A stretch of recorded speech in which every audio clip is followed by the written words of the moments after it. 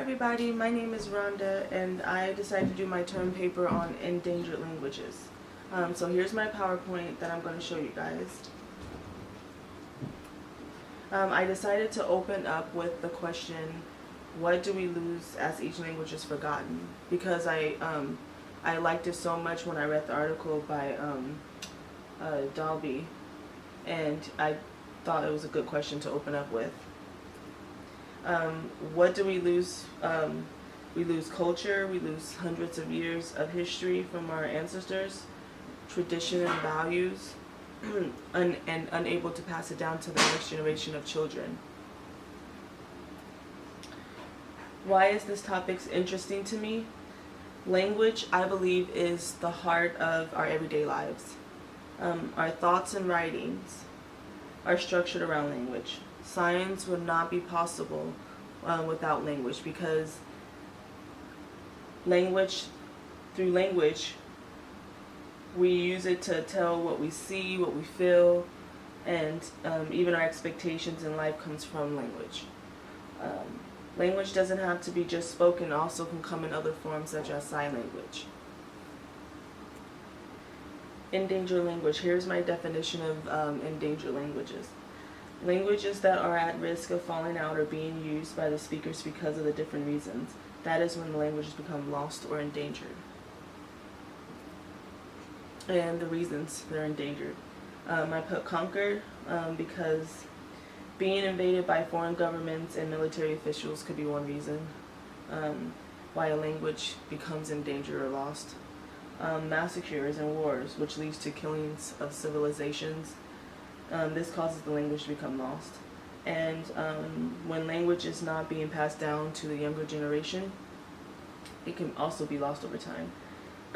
And also combining of languages together, creating like a new foundation can cause a language to be lost. Like one of the languages that I chose, Key from South Africa, you'll see later on, is the language became lost or endangered because of the combination of the Bantu languages mixing in with them. So I'll show you that in a second. Here is a picture of a massacre I thought was pretty cool. I just wanted to show you guys.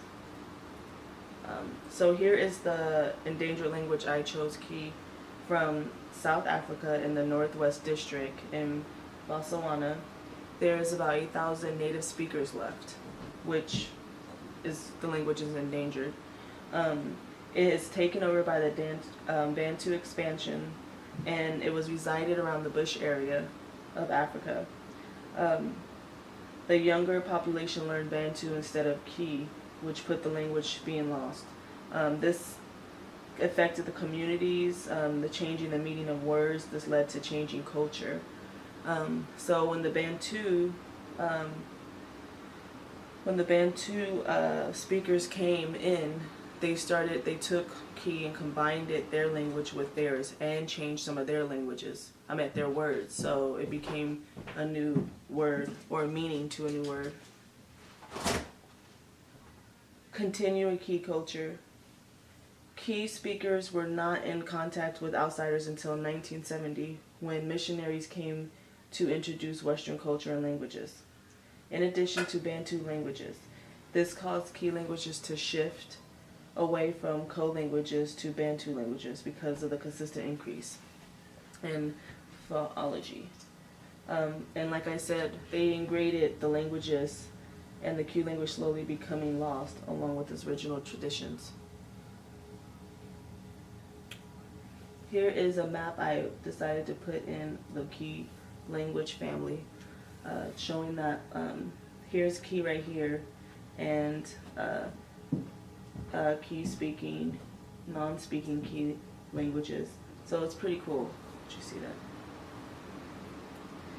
that? And so I wanted to compare it to Lithian language by Michael Waters. I enjoyed that article a lot.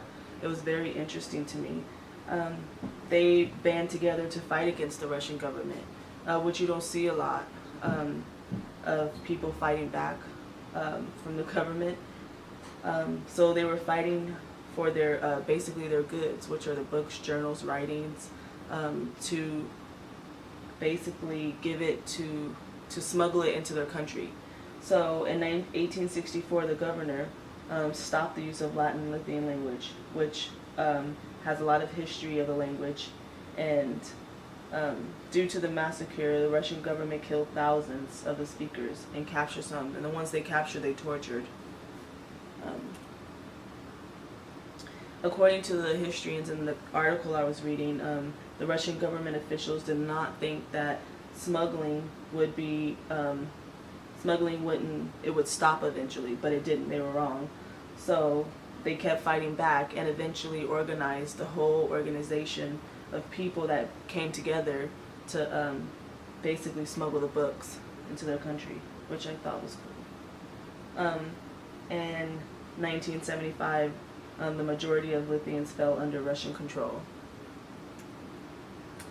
So I was comparing and contrast both of the languages.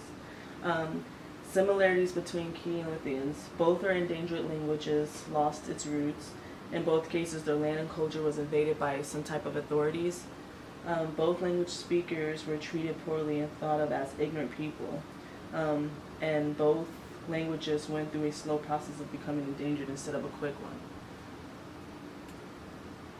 The differences.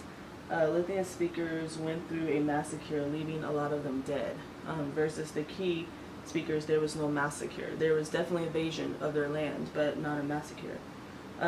Key survived what was left mainly through being absorbed into other languages. And Lithuanians fought back, smuggling their books to save their language. So going back with the importance of language and why it should not be lost, I put language is important because we consistently influence each other. When communities lose their language, or they end up losing part of who they are, their traditions, their values, and part of them, basically. And that's why I think it's extremely important.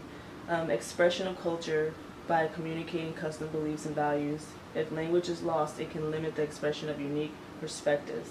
Without language, your identity is lost. In conclusion, I just basically wanted to say there are several languages out there becoming endangered every day, so I think it's important if we can keep trying to pass down to the younger generation to keep the language alive, or everything is changing too. Society's changing, so I think that if we can keep passing it down, then we should be able to keep some of the languages. And that is it, and my references, and that's it. Thank you guys for listening.